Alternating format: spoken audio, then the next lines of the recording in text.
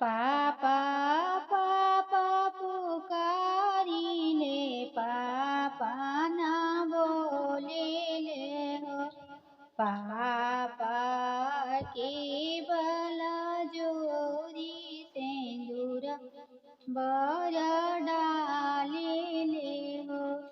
पापा केवल जोरी सिंदूर बर डालिले।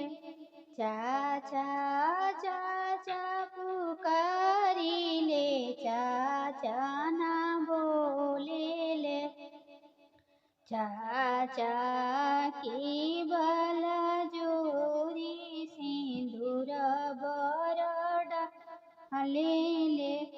चाचा केवल जोरी सिंदूर बर डालिले।